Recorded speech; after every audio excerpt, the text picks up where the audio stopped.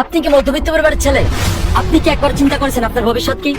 আপনি ছোট থেকে শুনে এসেছেন পড়ালেখা করে যে গাড়ি ঘোড়ায় চড়ে সে। আমি যদি বলি এই কথাটা মিথ্যা, চুরি চামারি করে যে গাড়ি ঘোড়ায় চড়ে সেই কথাটা সত্য, কি বুঝতে একটু কষ্ট হচ্ছে তাই না? এটাই আজকে আপনাদেরকে আমি বোঝাবো। আপনি যদি এখন এইচএসসি লেভেলে পড়াশোনা করে থাকেন, তাহলে আপনি আপনার ভবিষ্যৎ নিয়ে এখনো কোনো পরিকল্পনাই করেন নাই, বা চিন্তা করেন নাই, বা বিষয়টা নিয়ে ভেবেই দেখেন নাই। কারণ আপনার ওই বয়সটা হয় নাই। পড়ালেখা করতেছেন, বাপের গেলে খাইতেছেন, ভাবতেছেন পড়ালেখা করতেছি কিছু তো একটা হবেই, ভ্যান রিক্সা বা মাঠে কাজটা করতে হবে না। আর যারা গুড স্টুডেন্ট, পড়ালেখায় অনেক ভালো, তারা ভাবতেছেন ভালোভাবে পড়াশোনা করতে হবে, ভালো একটা জায়গায় যেতে হবে। হ্যাঁ, এই কথাটা মিথ্যা না, ভালোভাবে পড়াশোনা করলে আপনি ভালো একটা জায়গায় অবশ্যই যাবেন, কিন্তু এটা সবার জন্য না। ভালো স্টুডেন্টের পাশাপাশি আপনার বাপের প্রচুর টাকা থাকতে হবে। আপনার মেধা আছে, যোগ্যতা আছে, কিন্তু আপনার বাপের টাকা নাই, তো আপনার কিছুই নাই, আপনি কিছুই করতে পারবেন না। না পারবেন ভালো একটি ইউনিভার্সিটিতে ভর্তি হতে, না পাবেন ভালো কোনো সুযোগ। কিন্তু আপনি যখন দেখবেন আপনার থেকে পড়ালেখায় যারা উইক, আপনার থেকে পড়ালেখায় পিছিয়ে আছে, এসএসসি লেভেলে ইন্টার লেভেলে আপনার থেকে পয়েন্ট কম, তারা ভালো একটি ইউনিভার্সিটিতে ভর্তি হয়ে গেছে। যাদের ওই ইউনিভার্সিটিতে পড়ার কোনো যোগ্যতাই নেই, কিন্তু তারা ওই ইউনিভার্সিটিতে ভর্তি হয়ে গেছে, এটার একটাই কারণ তার বাপের টাকা আছে। তো এখানে টাকাকে প্রাধান্য দেওয়া হলো, মেধা বা যোগ্যতাকে নয়। যার ফলে এসব অদক্ষ, মেধাহীন, যোগ্যতাহীন বাপের টাকাওয়ালা ছেলেদের দেশের বিভিন্ন বড় বড় গুরুত্বপূর্ণ সেক্টরে চাকরি হয়ে যাচ্ছে। এর ফলে নানা রকম সমস্যার সম্মুখীন হতে হচ্ছে আমাদের সাধারণ জনগণের। আপনি হসপিটালে হেঁটে হেঁটে যাবেন, কিন্তু আপনি মরা লাশ হয়ে বেরোবেন। এটার একটাই কারণ, অদক্ষ, মেধাহীন, যোগ্যতাহীন ডক্টর, যারা আসলে টাকার জোরে ডিগ্রি অর্জন করেছে। সাধারণ একটি ব্রিজ করতে গেলে বাইরের দেশ থেকে ইঞ্জিনিয়ার আনতে হচ্ছে, তাহলে আমাদের দেশে যারা ইঞ্জিনিয়ারিং করেছে তাদের দরকার কিসে? প্রশ্ন থাকতেই পারে। আসলে এখানেই পয়েন্টটা হচ্ছে আমরা আমাদের সিস্টেমটাকে নষ্ট করে ফেলছি।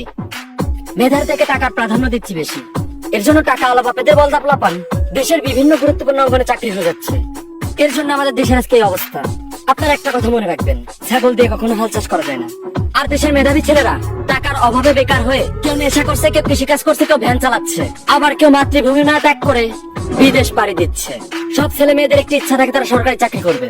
18 থেকে 21 বছরের ছেলে মেয়েদের একটি সুযোগ আসে পুলিশ, সেনাবাহিনী, নৌবাহিনী, বিমান বাহিনী, বিজিবি হওয়ার। এটি সরকারের ডিফেন্স পদে নিয়োগ দেওয়া হয়ে থাকে। এই ডিফেন্স পদে সৈনিকরা দেশের মানুষ এবং দেশকে আত্মরক্ষা করে থাকে। এই সৈনিক পদে চাকরি পাওয়ার জন্য আপনার ভালো ফিটনেস থাকতে হবে এবং এই চাকরি পাওয়ার যোগ্যতা থাকতে হবে। কিন্তু যোগ্যতার বিচার আপনি পাশ করলেও আপনার চাকরি হবে না, কারণ আপনার বাপের টাকা নেই। উল্টা দেখবেন এমন কিছু পাবলিকের চাকরি হবে যারা এই চাকরি পাওয়ার যোগ্য না, তারা চাকরি পাবে কারণ তাদের বাপের টাকা আছে। এই পৃথিবীতে আপনার কাছে টাকা থাকবে তো পৃথিবীটাকে আপনার সর্ব মনে হবে, হোক সেটা ভালো পথের টাকা বা খারাপ পথের টাকা। আর যখন আপনার কাছে টাকা থাকবে না, তখন এই পৃথিবীটাকে আপনার নরক মনে হবে। আপনি বিপদে বললে আপনার আশেপাশে ভালো সেজে থাকা কিছু মুখোশধারী স্বার্থবাদীকে চিনতে পারবেন। তাই একটা কথা আছে, তুমি আপন মানুষদের তখনই চিনবে যখন তুমি বিপদে পড়বে। তাই বিপদে পড়া জীবনের একটি গুরুত্বপূর্ণ অংশ, কারণ এখান থেকে তুমি অনেক কিছু শিখবে। আপনি একটা জিনিস লক্ষ্য করলে দেখবেন, এখনকার প্রেক্ষাপটে ব্যবসায়িকের ছেলে ব্যবসায়িক হচ্ছে, শিক্ষকের সন্তান শিক্ষক হচ্ছে, পুলিশের সন্তান পুলিশ হচ্ছে, রিক্সাওয়ালার সন্তান রিক্সাওয়ালাই হচ্ছে, চোরের সন্তান চোর হচ্ছে। আপনি রিক্সাওয়ালার ছেলে, পড়ালেখা করতেছেন, ভালো স্টুডেন্ট, অনেক মেধাবী, এইচএসসি লেভেল, ইন্টার লেভেল আপনার ভালো পয়েন্ট, কিন্তু আপনার ভাবে টাকা নাই, তো আপনার পড়ালেখার কোনো দাম নাই। তো আপনার ভবিষ্যৎ কি? আপনার ভবিষ্যৎ জিরো। হ্যাঁ, আপনি যখন বুঝতে পারবেন আপনার ভবিষ্যতে কোনো নিশ্চয়তা নাই, বা এক কথায় ভবিষ্যতে নাই, যখন পরিবারের চাপ আপনার উপর আসবে, তখন আপনার একটি ডানা ছাড়া পাখি মনে হবে।